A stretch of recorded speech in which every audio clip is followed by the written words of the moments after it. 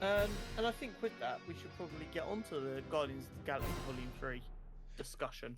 Yes, as I have now finally seen it. Okay, so first and foremost, do you feel my spoiler-free review last week did it justice? I do. I came out of that film and instantly in my head was like, I understand what Connor was feeling and what he was trying to explain how he was feeling. I sat in my car for like a good 10 minutes before I even set off. Because I was just like, and it wasn't like you said, it wasn't I was sat there sad or I was sat there like upset, like that something was done wrong or anything. It was just like, There was a that's the number of end. emotions Yeah. swirling around. It was just like, that's the end. And honestly, the perfect end. No, you're not wrong. And I have to agree. I thought, well, I was like, we'll see, but I can see how this might be true. But I do agree this is the best superhero trilogy.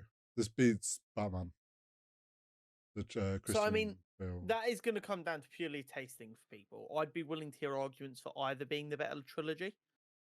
But it's definitely top two. I don't think there's much question about that. I saw a lot of people on the internet having it in third behind Batman and the Raimi trilogy. Okay, Raimi 1 and 2, I can give you. The third Spider-Man film is hot garbage. That's see As a child, I hated that film. when you said it last week, and you were like the best superhero trilogy. Immediately in my head, I went, "What about Spider-Man?" I was like, "Ah, yeah, but third Spider-Man really Third goes. one Just really it fucks just it. drops off Yeah. a cliff." Amazing Mm-hmm. Spider-Man didn't get his third one, Yeah. and we haven't And had. No, we have had the third Spider-Man. No, we have the third MCU yeah, Spider-Man film. but it's not Um, really a trilogy. it's not a trilogy in the same way. No. Um, I I mean, so first off, the big thing I was looking forward to discussing with you were the visuals of the film, the colors and everything. It was gorgeous. Oh yeah. That so yeah, CGI. I think this is the first one now where they have done a great job with the CGI again. Like this feels like it's back to Marvel's quality level that it should be. Uh-huh. Um I mean you Guardians has always had amazing visuals and amazing like more creativity in that and then using like music. Like it didn't miss a beat of having like a great soundtrack once again. Yeah. Um, the first thing I really want to talk about though, and I don't care that it's disjointed by this point if you're watching this, you've That's already fine. seen the film. That fight scene in the corridor. Yes. Is that one of the best fight scenes in MCU history?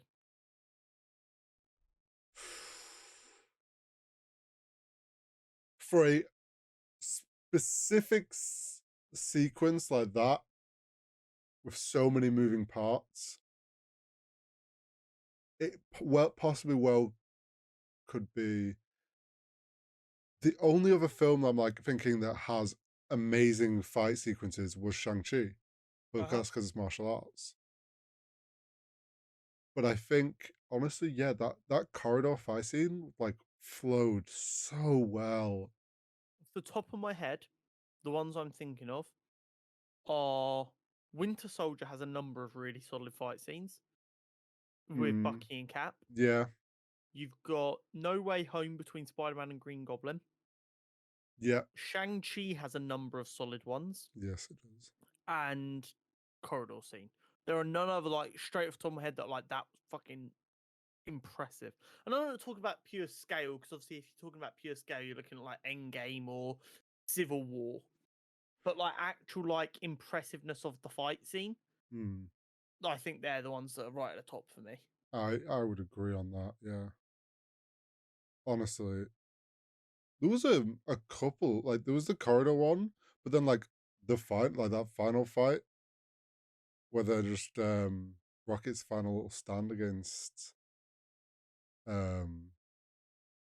his creator, Mm-hmm. and they all take their like one bombs. It was a lot shorter, but that still was a very well Mm, choreographed fight scene.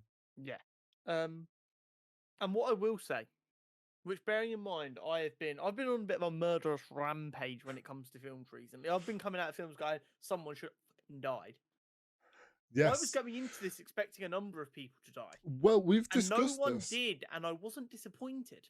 No, yeah, this was another thing that came when I sat and came out of the film was we went in like way back when this first like the first teasers and the trailers, like everybody was expecting Rocket to die, but if it's not Rocket, one or two other people are gonna die.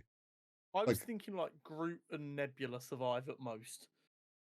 um, yeah, and I was like fully expected it. Also, James Gunn known to kill off characters, so it's like it's not a unexpected thing from one of his films. Um, but yeah, I didn't leave it like I left Ant Man, feeling like, hang on, they just felt like they copped out there. This Yeah, was like, no, I don't think anyone deserved to die. Actually, yeah. It's how you close out a character arc without having to kill them beautifully, and he did that for all of the characters, yeah, every character got the ending that they deserved. including us as the audience who've watched this trilogy. So I'm not sure if you've seen this on Twitter. Someone tweeted, "Oh, my new headcanon is Groot didn't learn to speak English. We could just finally understand him."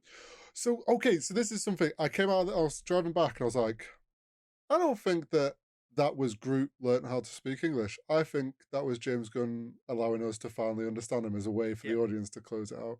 So that scene felt weird to me, and I didn't know why at first. Because it wasn't like I had an issue with being able to understand him. I was like, something didn't look right there. So I've gone back and I've seen the clip again, and I realised none of the Guardians react differently. No, No one goes, and that is why when James Gunn comes out and goes, "Yes, you guys can just understand him now because you're close enough to the characters," yeah, makes complete sense. Because this character went, "Whoa, that's obviously oh he can now speak well, Universal Basic." it was also I think obviously it's the end of the film when they do it, and it's like generally when we've had Groot say something of importance to know what he said, another character has like replied to him in a way that gives like, Yes, no, Groot, we don't need to do this, and repeats what he said. But because it was the end and everyone was just like around and everyone was silent, there obviously was no opportunity to do that. But then I do like I sat there and I was like, I feel like that was James Gunn's way of closing the trilogy for the fans, and I'm very much glad that that is the case. 100%. Um, this is a phrase that I don't like to use too often, but Oh, it did feel like a love letter from James Gunn to the Marvel fans. it did, and it felt like weirdly felt like the end of the first era of the MCU. Yes. Like we're now in a completely different era with like this felt like the end of that like the first set of legacy characters. Like this is the Hmm. conclusion and it as you say a bit of a love letter to the MCU fans Yeah. of that. There is no legacy character still cutting about now. They're all gone. Not at least in the same way anyway. Yeah. No, I think that's completely fair. Um, I'm going to now I know last week you said you had a couple of nitpicky things. mhm. I'm wondering if what one of them might be something that sort of is a nitpicky thing for me, but it was kind of like a I didn't hate it, but I'm like unsure.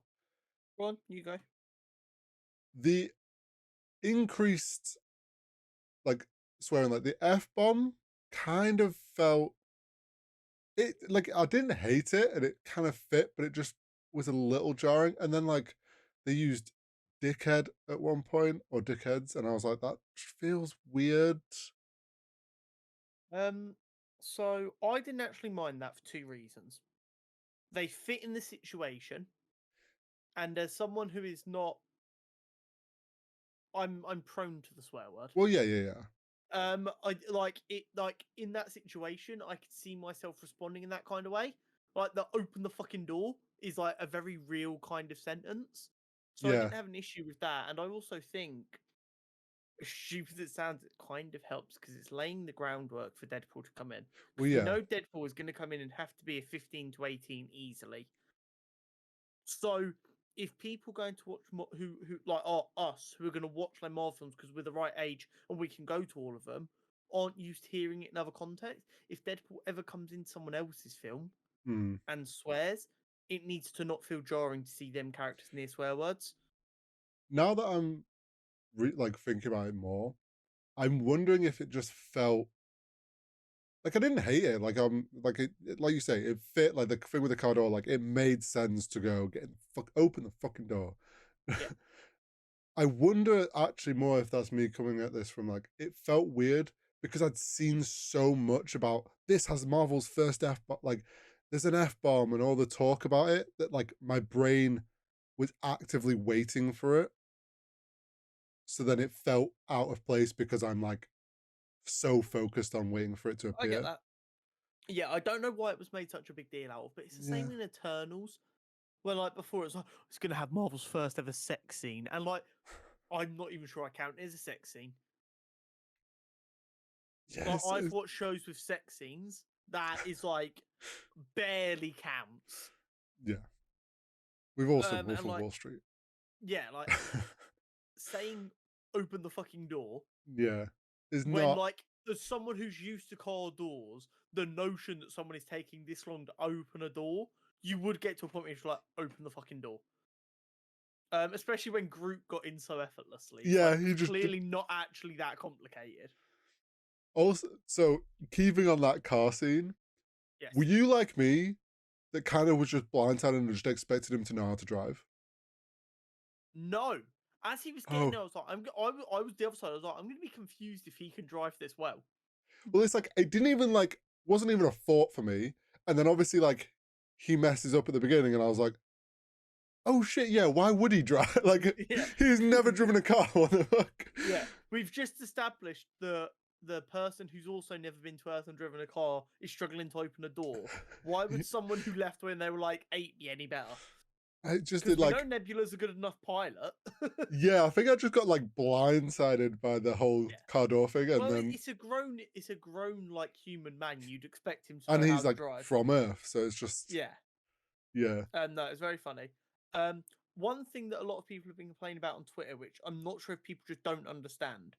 okay, People are saying Groot looks completely different to the first Guardians, and I don't like it. This Groot is a different character. yeah. People don't. I don't think people understand that. The Groot that died in Guardians 1 is not the Groot we have now. This is his son. Well, yeah, we discussed this, I think, after the Christmas special because Quite that's possibly. when he was starting to he looked swole, like Yeah. there was swole Big boy. Groot, and we were like, okay, because that was the first time I think we've seen him out of teenage years, Yeah. and he was starting to look different. And you said then people need to like people don't realize like this is a different Groot. This isn't the Groot that we had at the beginning. It's got the memories right, but doesn't Yes. have.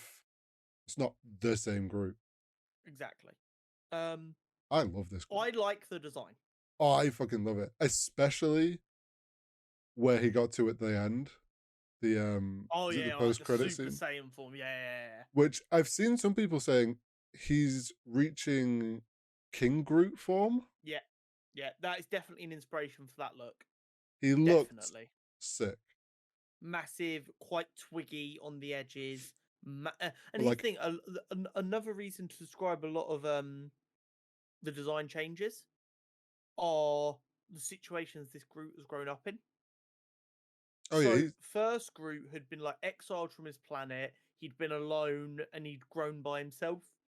yeah, and then And it's kind of joined a whole Rocket. yeah, it's kind of a whole thing of actually this Groot grew up around love, so he's grown up bigger and stronger. But also look at the people he's interacted with when he was a teenager. Yeah, he's grown up fighting as well. Yeah, you got like Thor, you got Captain America, all these big muscly dudes. Of course, he's going to end up huge. The Hulk. He's Yeah. seen all these big guys, and like as a teenager, they would be the people he's looking up to. So of course, he's going to end up being huge. Um.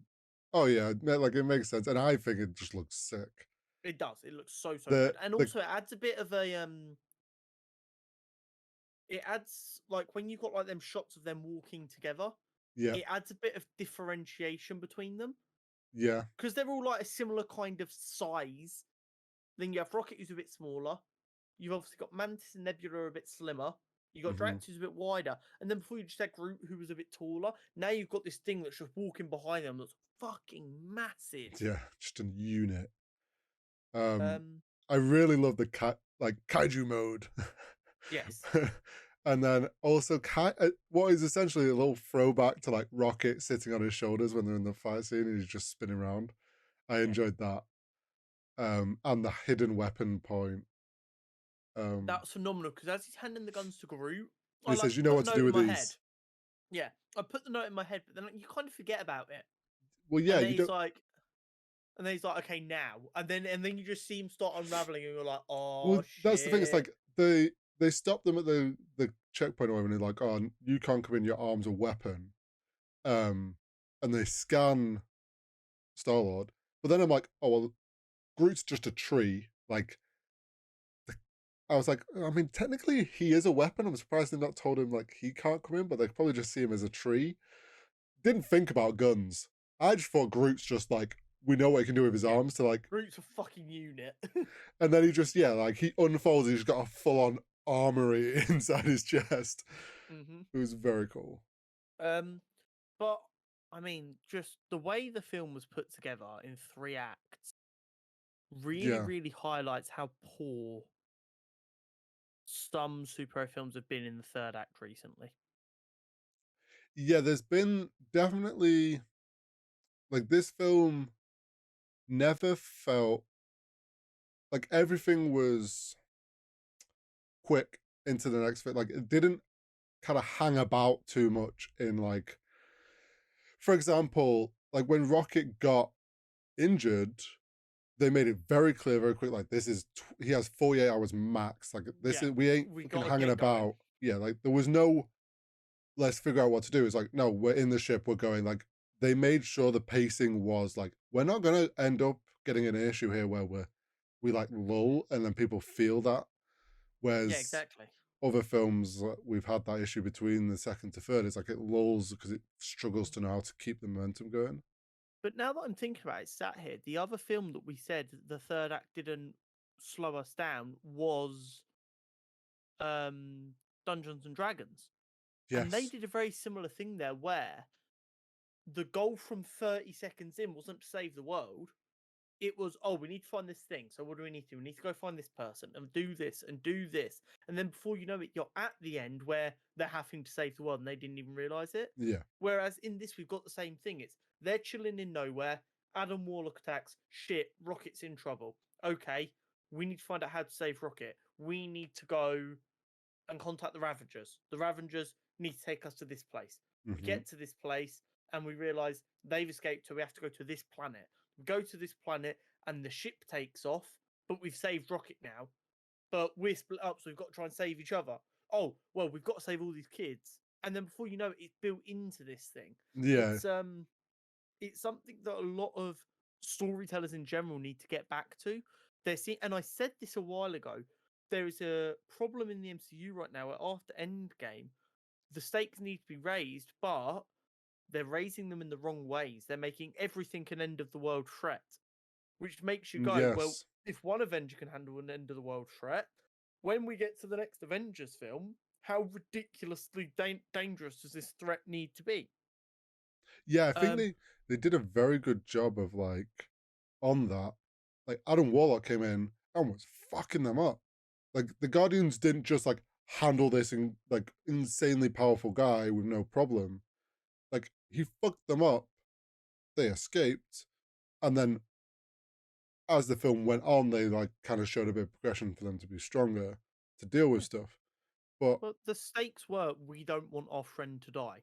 That is a yes, very reasonable stake that to a normal human is going to feel huge. You can put yourself in that situation where your friend is hurt and you're trying to get into a hospital and you're like, shit, we have to move quick. We need to get there safely. We need to get there quickly, hmm, whatever it takes. And that still feels like a huge like shit, because you care about these characters at this point.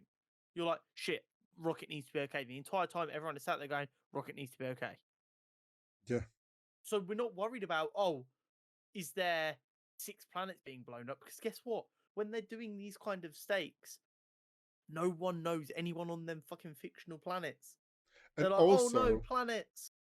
they don't let the stakes kind of just settle. Like, they keep the viewer remembering that the stakes are high, in the sense of like, partway through, Rocket worsens, and then it's like, oh, they've made it to the place to find like the information about Rocket to how to save him. Oh shit, now they're stuck trying to find their way out. This is going wrong. Like, Rocket's getting worse. Like, we know as the viewer, like, we're so locked in on the fact that Rocket's deteriorating. And as a viewer, we don't want to see Rocket go. And they're like getting slowed down, that you don't think about any, like, all these bigger things going on, like you say. Yeah. It is. It's. I mean, it's a masterpiece. Also, one huge nitpick I have, again with Oh, fans, not with the actual film. okay. It wasn't a fucking Among Us reference. It was a 2001: A Space Odyssey reference. My brother in Christ. Oh, with the colored suits. Yeah, it's just, and don't get me wrong, I get why people went there. I do. Generation. Among Us is a much more recent and Yeah. larger culturally relevant reference. But he made very clear after that first trailer came out and everyone went, Among Us? Yeah. He said straight away, no, it's not an Among Us reference. I really liked Craziness. the, like, going way back to us talking about the visuals and stuff. I loved the design and art direction for that shit. That's lab, space station, whatever. Oh, I forgot Oh, what it was like the called. organic Yeah. spaceship. Yeah, yeah. It was like, Very, very cool. and everything was organic in some way. And it was like, I don't know, as the viewer, you could feel that, like, this was kind It of felt weird. slimy. Yeah, it felt slimy and it felt weird to like interact with, but it was also very interesting to look at. Yeah. But the craziest thing for me is that shifting point where they're getting ready to go into the lab and Drax are like, and we'll kill everyone. And Peter's like, no, we're not killing anyone. We're just trying to save our friend. We're the good Yeah. guys. We get in, we get out. Then we find out what Rocket's been through. And at that point, Star-Lord, you just almost see in his eyes, he's like, I will kill every single fucking one of you if I have to. Yeah, it's there's the funny moment, like you say, with Drax going, we're gonna kill everyone. No, we're not killing anyone. Kill some people. No, we're not we kill one person, one very sad person. He's like, why have you made it sad? Like, why? Like, one stupid guy who no one's gonna miss. yeah. But then it's like, we then see like Peter's doing his like, oh, I've got this, I'll charm them. Which everyone's like, oh yes, classic. He's doing his usual like charismatic thing. It's going to go wrong, but then he's actually has grown as a person, and he's like, he does that, and then immediately, like with the bit when he gets on the security cameras, and he's like, oh, thank you. Oh yeah, I don't give a fucking shit about that. I'm just doing this now. Like, it was all a ruse. He knew from the start like what he's doing. And it's like all about just like, we don't want to shoot everybody, but this is for Rocket. We'll do whatever we fucking can. Yeah, we'll do what we have to do to save our friend. I also liked how it was like, it made sense that the staff of that place would comply. Like, there was none of this like, oh, we've gone to some evil run medical thing which has guards. It's like suddenly everyone's gonna fight against us and not like gonna make it the Yeah. hardest thing to get out. It's like, Yeah. no, they were They general have people. security guards, so security guards fight. Yeah, like the general people are gonna not want to be shot. Like when the woman gets shot in the leg and just instantly freaks out, I was like, that's great. Yeah. It was very good. And honestly, getting to see the way they did show us Rocket's backstory, I really enjoyed. Like the flashbacks and like the slow reveals about different things as he's grown up, like as he was growing up. Yeah. Did you, go on. when you first saw Flora, Floor. were you a bit like, oh? Yes. And then Yes. as you went on, you were like, kind of cute actually. Yeah. By the end, I was like, she can be my pet. I look after Floor. But yeah, no, when you first see her, she's terrifying. Yeah. It was Um, definitely caught me off guard. yeah. I think it was supposed to. And don't get me wrong, I've seen people with outrageous takes. Like, this is supposed to be a kids' film. How can it be so like brutal? And it's like, a who the fuck said these films were for kids? And You why? made that assumption years ago. Let's remember in Iron Man 3, we were dealing with alcohol addiction. Granted, it Yeah, wasn't phenomenally well done, but it was a plot point. yeah. Um, yeah. I mean, also like, why does a rabbit with robot legs have to be like a Yeah. scary thing? Um, but it was just, I mean, I can't pronounce the actor's name. The actor who plays the High Evolutionary. Yes. Um, my God, what a performance! Oh yeah. He like when we said Jonathan Majors is Kang. This guy Hmm. played the High Evolutionary incredibly. Like Yeah, I felt his like power and control. And then you also like, man was crazy and he sold that so well. really did. Have you And seen, I this is a think bit we're of a both going the same tangent. direction. Have Oh you no, maybe not then. seen the suggestion that if Disney Oh yeah, separates, this is where I was going. okay, Yeah. if Disney So chooses to separate from Jonathan Majors due to yeah, his situations ongoing, ongoing situation, which I haven't heard a lot more about, other than everything got dropped, but people yeah, aren't convinced that it's fully dropped or whatever. So I don't know what's actually going on over there. So I wouldn't want to speculate. But there are discussions that Disney are going to get rid of him. yeah, And a lot of people are going, if they do decide to go that way, give this guy the role, make High Evolutionary a variant, hmm, away you go. Um, I'd back it, I would. I think in terms but of, I don't want Jonathan Majors to lose out on the role no, from a knee jerk reaction. Is all I'll say. yes, if something, If there is evidence that he has done any yeah, of the stuff he's accused of, cool, whatever. But with how like little is actually known as fact right now, yeah. we've just got to So wait and see. obviously, some people are like having knee jerk reactions and just like, oh, just replacing Marvel's recast people before. I feel like the difference, because I was thinking about this as well, because obviously I'd seen people saying, just call him a Kang variant and you're away, it works. With Rhodey, it was one film. Uh huh. Ask people now who's Rhodey, who is like, who do you think of? Yeah. Everyone, Don Cheadle. yeah. No one thinks of Iron Man 1 anymore. The Yeah. issue with Kang is we've had him in Loki season 1. We've now had him in Ant-Man in a much bigger way, Uh huh. and we're getting him in Loki season 2. Uh huh. To like recast that, it's a lot harder to kind of not have him be the people think like who people think of. Yeah. So they shouldn't It's just definitely instantly do it. doable. But It is. also talking on variants and stuff, people are dumb as fucking starting to wind me up. So I'm just going to explain this in very simple maths real quick. Okay. If you believe in multiversal theory, which Mm-hmm. for the MCU we must because we've been told it's true, We have. and especially with the explanation the TVA give of every Mm-hmm. time you make a different decision, you get a branching reality. There are an infinite number of universes where Connor Knight looks like me, Mm-hmm. and there are an infinite number of universes where Connor Knight looks nothing like me. Yes. So just because Doctor Strange and Doctor Strange film, all the Doctor Stranges were Benedict Cumberbatch, doesn't Mm-hmm. mean it's always going to be Benedict Cumberbatch. It doesn't have to be. Just like because Peter Parker was three different faces in No Way Home, Mm.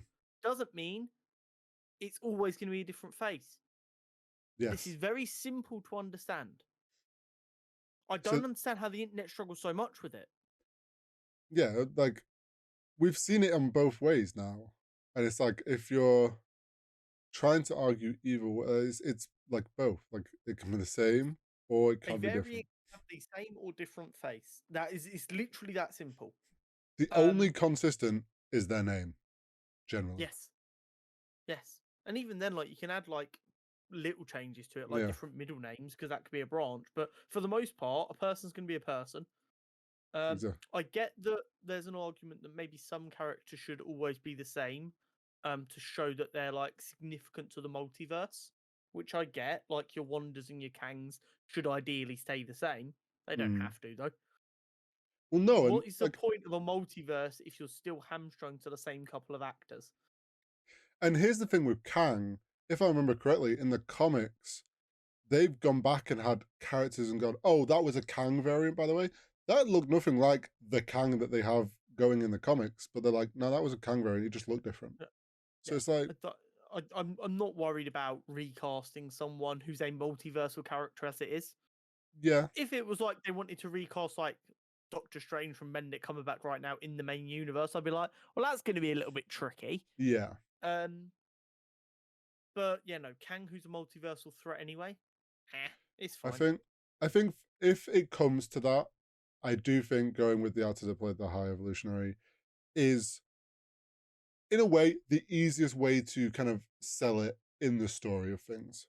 Yes. Like it's an easy pass for Disney. What I will say about that though is knee-jerk reaction from fans regarding who they like, who they don't like, Mm, what they want to happen should never ever be trusted. true. Recency bias is a thing, and maybe he doesn't want to be the big bad Well, for the next 15 that's the other years. thing. You've got to find someone willing to sign on Yes. for a Um, lot of films. yeah. So we'll wait and see what comes of the entire situation. If Jonathan Majors is guilty and needs to be replaced, it's not a bad fan cast. Mhm. Um, and if he's found innocent and he keeps the role, it's not something we have to worry about anyway. So that is what it is. Yes.